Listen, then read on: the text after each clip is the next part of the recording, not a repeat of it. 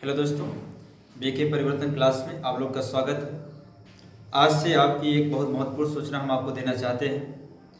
आपको बताना चाहते हैं दोस्तों, यदि हमारे यूट्यूब चैनल को सब्सक्राइब नहीं किए होंगे तो आप सब्सक्राइब कर लीजिए। यूपी बोर्ड परीक्षा के दृष्टिकोण से आज से बहुत इंपॉर्टेंट क्लास चलने वाली है। आपको हम बताना चाहेंगे कि लक्ष्य 90+, लक्ष्य है 90+ का। 180 प्रश्नों को आपकी केमिस्ट्री के में 180 प्रश्न और भौतिक विज्ञान के 180 इंपॉर्टेंट प्रश्नों को सॉल्व कराया जाएगा, जो कि परीक्षाओं में आने की संभावना सबसे ज़्यादा होगी 90 दिनों के अंदर। देखिए बच्चों, 180 में 2 का भाग दें तो 90। एक दिन में 2 क्वेश्चन, एक दिन में 2 क्वेश्चन कराएंगे तो 180 क्वेश्चन उन क्वेश्चनों को कराएंगे दोस्तों, जो कि परीक्षा में आना ही आना है ना दोस्त। परीक्षा में 180 प्रश्न तो आएंगे नहीं, लेकिन 180 महत्वपूर्ण प्रश्नों को सॉल्व कराएंगे। पूरी फिजिक्स फर्स्ट पार्ट और सेकंड पार्ट को पूरे निचोड़ को रख देंगे बच्चों। कोशिश करेंगे पहले 2-4 क्लासों में बेसिक पढ़ाने का प्रयास करेंगे, क्योंकि वैद्युत तथा वैद्युत क्षेत्र और आवेश से संबंधित चैप्टर ज़्यादा हैं। हम आपको बताना चाहते हैं कि यदि आप 90+ लाना चाहते हैं तो हमारे यूट्यूब चैनल को सब्सक्राइब करें। बच्चों, 180 इंपॉर्टेंट क्वेश्चन को बताना है 90 दिनों में। प्रत्येक दिन 2 क्वेश्चन, लगभग में आप 10 से 15 मिनट से टाइमिंग देंगे। 10-15 मिनट में 2 क्वेश्चन आपका तैयार हो जाएगा दोस्तों। तो आप मेरे साथ बने। आइए हम आपको समझाना चाहते हैं कि क्वेश्चन क्या होंगे, जैसे जो क्वेश्चन आपके लिए पेपर की दृष्टि से इंपॉर्टेंट है। पहला क्वेश्चन है दोस्त, वैद्युत आवेश, वैद्युत आवेश तथा वैद्युत क्षेत्र।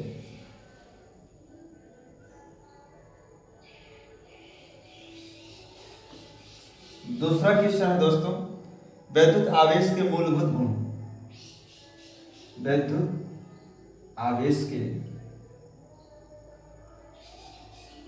मूलभूत गुण। तो आज हम लोग इन 2 प्रश्नों पर विचार करेंगे। एक तीसरा क्वेश्चन है दोस्त, आवेश का क्वांटीकरण, आवेश का क्वांटीकरण, आवेश का क्वांटीकरण। इसके बाद जो चौथा क्वेश्चन होगा,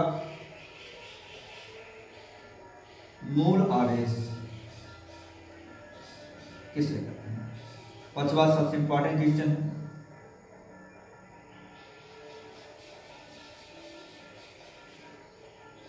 आवेश के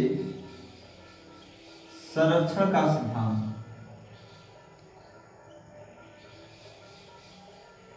फिर छठवां है कूलाम का नियम। सातवां क्वेश्चन होगा दोस्त। चलिए 6 क्वेश्चन बाद और शेष कल क्वेश्चन बताएंगे इसके आगे के।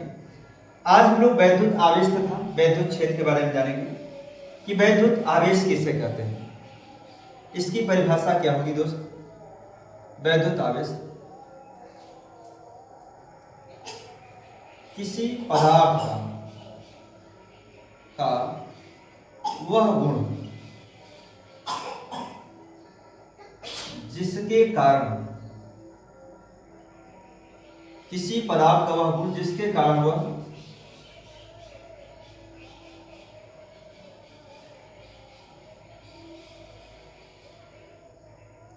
किसी पदार्थ का वह गुण जिसके कारण वह विद्युत व चुंबकीय गुण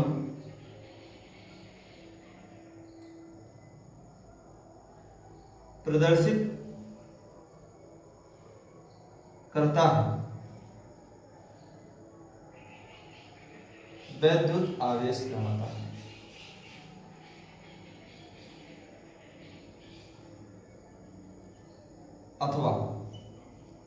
अथवा एक परिभाषा हम और आपको देते हैं। ठीक है दोस्तों।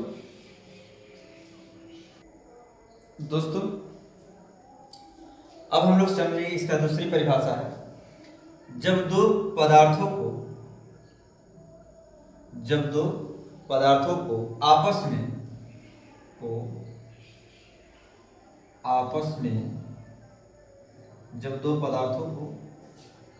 में रगड़ा जाता है तो जब दो पदार्थों को आपस में रगड़ा जाता है तो ये पदार्थ हल्के या हल्की वस्तुओं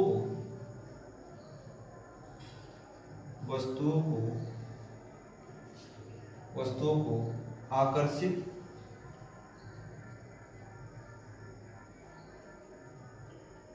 करने लगते हैं। दिखाई दे रहा है बच्चों?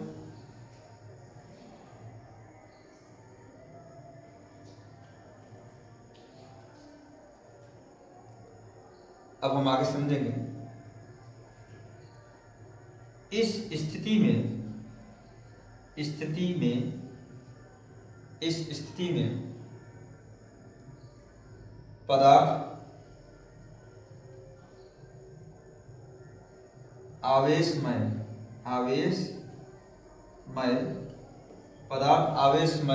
या विद्युतमय कहलाते हैं,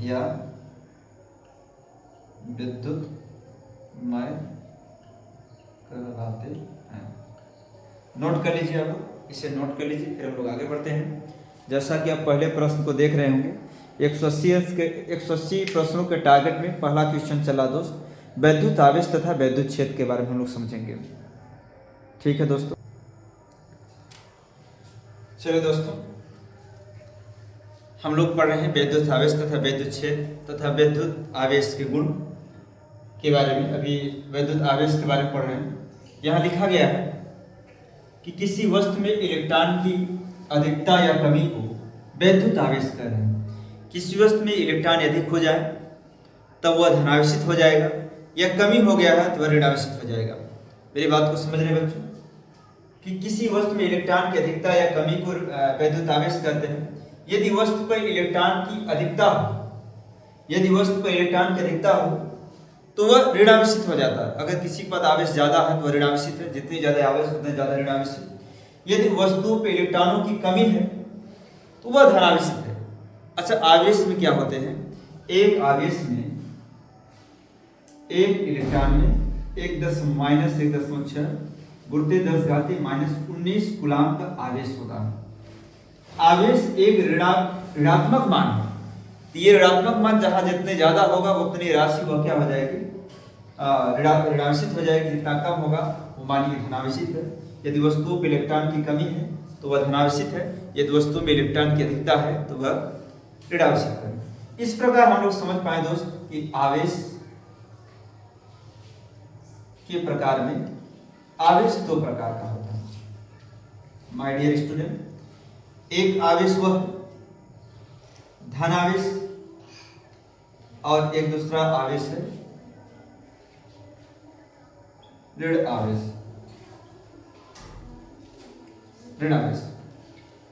अच्छा, एक बात समझे हम लोग कि धन आवेश तथा ऋण आवेश का नामकरण किए थे अमेरिकी वैज्ञानिक बेंजामिन फ्रैंकलिन ने। उन्होंने इसका नाम रखा था धन आवेश तथा ऋण आवेश। चलिए एक बात हम समझते हैं। यदि दोस्तों यदि कांच की छड़ को, यदि कोई एक कांच की छड़ हो, उस कांच की छड़ को रेशम के धागे से रगड़ करके लटका कर रख दें और एक और कांच की छड़ को रेशम के धागे से रगड़ करके जब इसके पास ले जाते हैं, हम आपसे कह रहे हैं कि कांच के छड़ को रेशम के धागे से रगड़ करके स्वतंत्रता पूरा लटका दें तथा एक दूसरी कांच की छड़ को रेशम के धागे से रगड़ करके इसके पास ले जाते हैं। इन दोनों में प्रतिकर्षण होता है। इन दोनों में प्रतिकर्षण होता है, प्रतिकर्षण होता है। क्योंकि जब हम लोग कांच की छड़ को रेशम के धागे से रगड़ते हैं तो कांच की छड़ पर धनावेश उत्पन्न हो जाता है। तथा एक बात और बताएं दोस्त, जब हम लोग एबोनाइट की छड़ को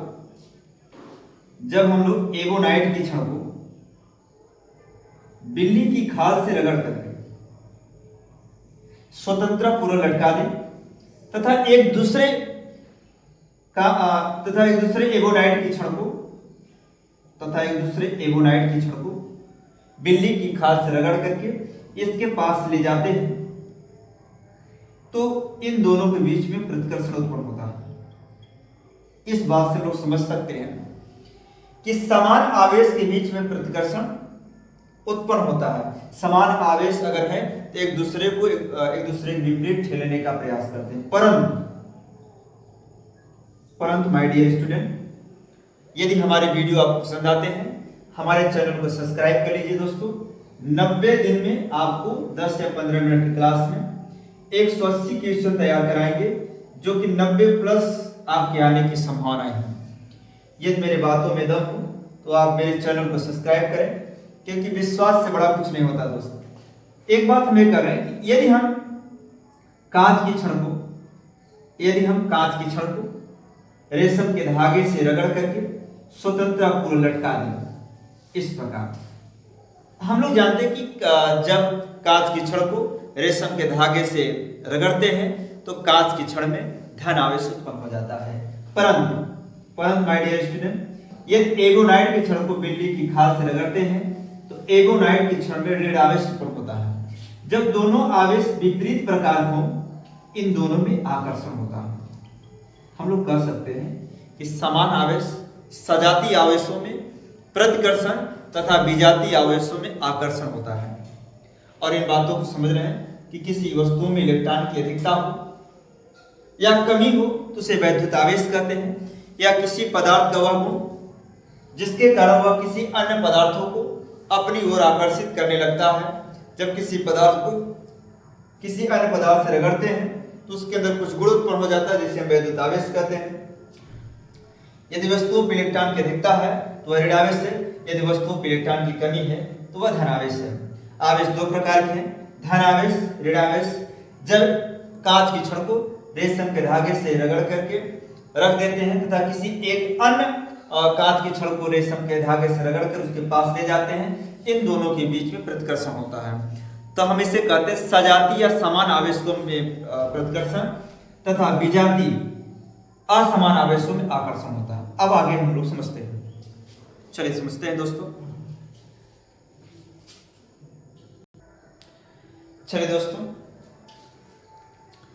अब हम लोग आवेश के मात्रक और बीमा को समझेंगे।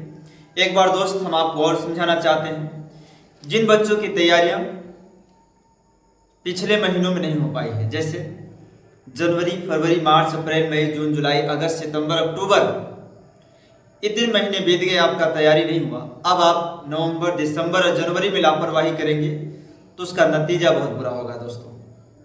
आप मेरे साथ अगर थोड़ा थोड़ा समय देंगे, मैं इस बात की गारंटी दिलाते हैं कि 90 दिन में दोनों फिजिक्स और दोनों केमिस्ट्री ऐसा समाप्त होगा कि आप 90% से ऊपर लाने के लिए तैयार होंगे।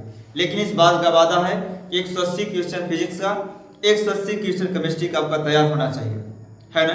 पिछले कई वर्षों का अनुभव है, 2017 से पढ़ाने का अनुभव बच्चों। यदि हमारी बातों को आप समझ पाएंगे तो हम आपको बता रहे हैं कि 180 क्वेश्चनों को नोट कर रहिए, किसी पेपर में जो पिछले वर्ष का लीजिए और देखिए क्या उन प्रश्नों में से 90 प्लस प्रश्न फंसते हैं या नहीं। हम धीरे धीरे 180 क्वेश्चनों को पहले लिखाएंगे, जिससे आपका विश्वास पहले जागृत हो जाए कि आप उन 80 क्वेश्चनों को पढ़ने से आप 90 प्लस ला सकते हैं क्या। तो आइए हम लोग समझते हैं आवेश के मात्रक क्या होता है। एक बात बताएं दोस्त, आवेश बराबर होता है धारा गुणित समय, क्योंकि आप लोग जानते हैं आवेश प्रवाह की दर को वैद्युत धारा कहते हैं। अगर हम लोग यहाँ से Q का मान निकालेंगे तो धारा गुणित समय, तो हम इस बात को समझ सकते हैं दोस्त कि आवेश जो होता है, मात्रक इसका हम समझे तो आवेश का मात्रक क्या होगा? धारा का मात्रक होता है एम्पियर, और समय का मात्रक होता है सेकेंड। या ये जो वैज्ञानिक का खोज किए थे उनका नाम था कूलाम, है ना? तो हम इसे कूलाम भी कह सकते हैं। आवेश का मात्रक कूलाम या एम्पियर सेकेंड होता है। इसकी बीमा क्या होगी? इसकी बीमा होगी, आवेश की बीमा क्या होगी? ए है हमारा एम्पियर और सेकेंड इसे टी, ए टी। तो आवेश का मात्रक एम्पियर सेकेंड या कूलाम और इसकी बीमा ए टी। बीमा को हमेशा बड़े कोष्ठक के अंदर बंद करके रखा जाता है। अब हम लोग इसके बाद समझेंगे आवेश संरक्षण का सिद्धांत या क्वांटीकरण। चलिए हम लोग समझते हैं आवेश संरक्षण का नियम।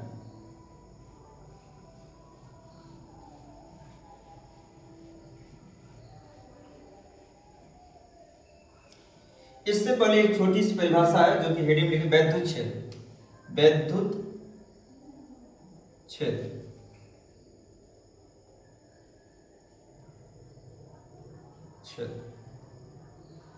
किसी आवेश के चारों ओर का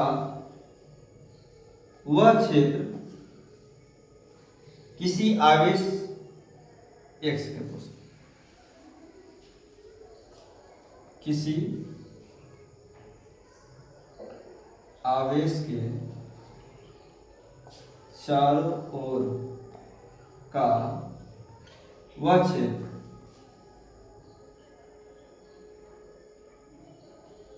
जिस बिंदु तक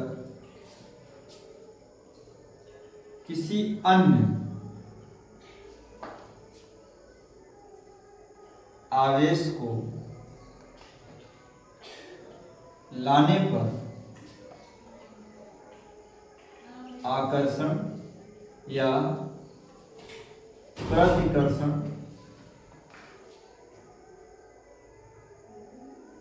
का प्रभाव उत्पन्न करता है उस क्षेत्र को वैद्युत क्षेत्र कहते हैं। वैद्युत क्षेत्र कहते हैं।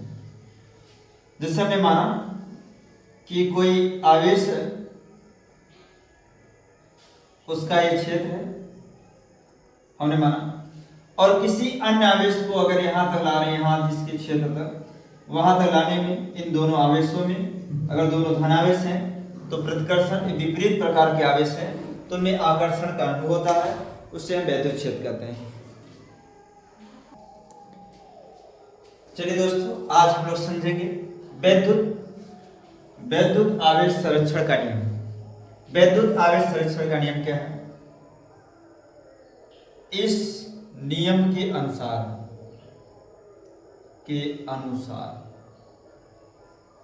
इस नियम के अनुसार दोस्तों हम लोग समझेंगे आवेश को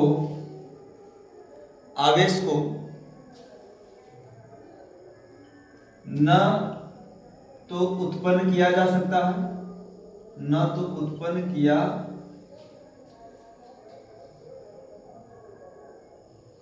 जा सकता है। हम लोग समझेंगे इस नियम के अनुसार आवेश को न तो उत्पन्न किया जा सकता है और न ही नष्ट किया जा सकता है, और न ही नष्ट किया जा सकता है, न ही नष्ट किया जा सकता है, बल्कि एक रूप से दूसरे रूप में परिवर्तित किया जा सकता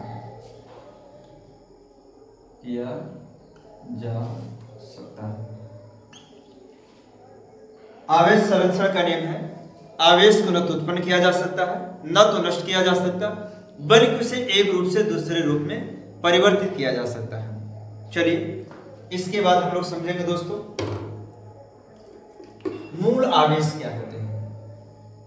मूल आवेश किसे कहते हैं? मूल आवेश किसे कहते हैं? फंडामेंटल चार्ज किसे कहते हैं? किसी आवेशित कण पर, किसी आवेशित कण पर जितना न्यूनतम आवेश, किसी आवेशित कण पर जितना न्यूनतम आवेश रह सकता है,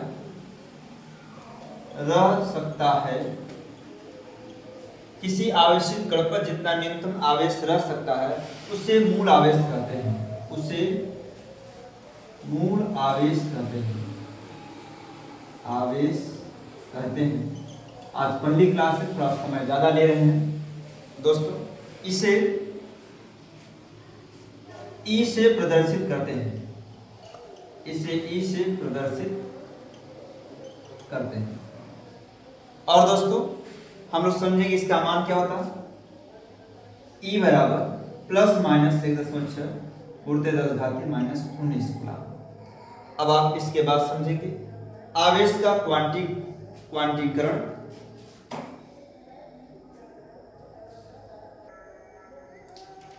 चलिए दोस्तों आज हम लोग समझेंगे आवेश का क्वांटीकरण या परमाणुकता। दोस्त पहला चैप्टर है, पहले चैप्टर से ही संबंधित सभी चैप्टर हैं, इसलिए हमारा प्रयास है कि पहले चैप्टर जो बेसिक उनको जरूर कंप्लीट कराएं, क्योंकि दोस्त 180 क्वेश्चन आपको तभी समझ में आएंगे जब आपका बेस मजबूत होगा। अब हम लोग समझेंगे आवेश का क्वांटीकरण या परमाणुकता क्या है। हम लोग समझने का प्रयास करेंगे दोस्तों कि आवेश को अनिश्चित रूप से, आवेश को अनिश्चित रूप से विभाजित नहीं किया जा सकता, अनिश्चित रूप से विभाजित नहीं किया जा सकता है।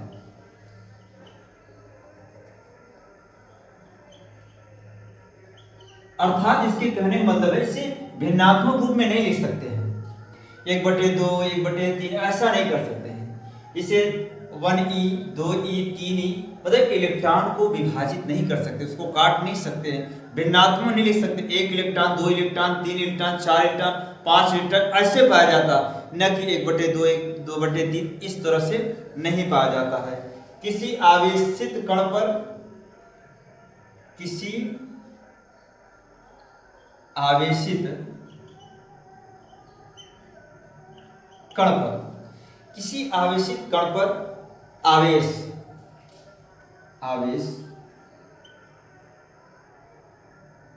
किसी आवेशित कण पर आवेश जो है plus minus e comma plus minus 2e plus minus 3e इसी प्रकार से होते हैं।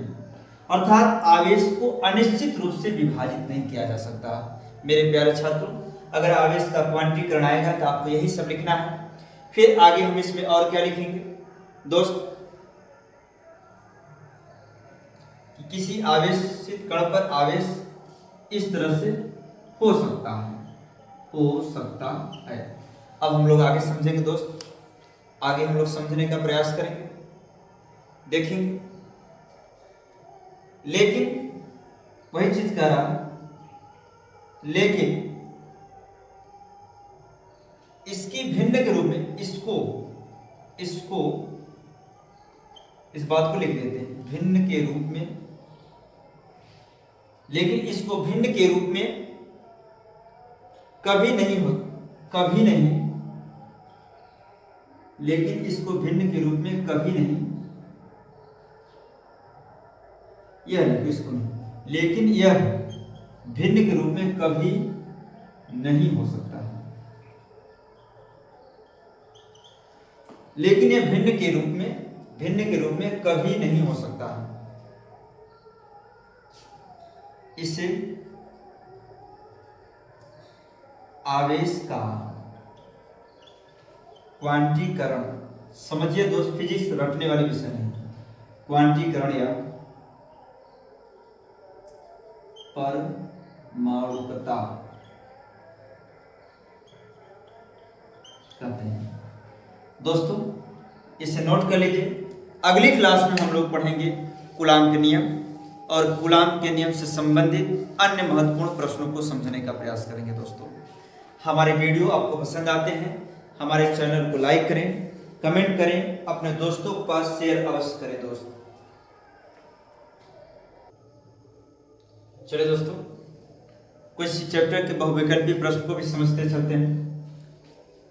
इलेक्ट्रॉनों के आवेश एवं संहति का अनुपात, इलेक्ट्रॉनों के आवेश एवं संहति का अनुपात होता है ना 1.77 गुणित 10⁻11 कूलाम प्रति किग्रा। इसे आप याद कर लीजिए दोस्तों। इसे सिद्ध भी कराया जा सकता है, लेकिन आप वर्तमान में इसे याद रखें। अगला 8 कूलाम ऋणावेश में उपस्थित इलेक्ट्रॉनों की संख्या, Q बराबर होता है दोस्त यानी, तो यहाँ Q का मान है 8, M एक इलेक्ट्रॉन में 1.6 गुणित 10⁻−19। आइए हम इसे समझने का प्रयास करते हैं। तो यदि आप n का मान निकालना चाहते हैं दोस्त, 8 इधर ये गुणा इधर आएगा, भाग हो जाएगा, ये हो जाएगा 10⁻−19। एक बात हम आपको बताएं कि अगर यह दशमलव नीचे सटेगा तो ऊपर 0 हो जाएगा। गुणते एक चीज ये गलत लिखी है दोस्त, ये भी तो नीचे रहेगा। अब ठीक है, गुणते 10⁻−19 तो 16 एकदम 16 पंचे 80, नीचे माइनस ऊपर जाएगा प्लस हो जाएगा 10⁻19। 5 गुणते 10⁻19 है ना। इन दोनों बहुविकल्पियों को तैयार करें। जैसे जैसे हम आगे पढ़ाते जाएंगे इनसे संबंधित महत्वपूर्ण बहुविकल्पी प्रश्न को भी सॉल्व कराते जाएंगे। जो अति आवश्यक है उन्हें जरूर सॉल्व कराएंगे दोस्त, जो कि बोर्ड परीक्षाओं में काफी बार पूछे गए हैं।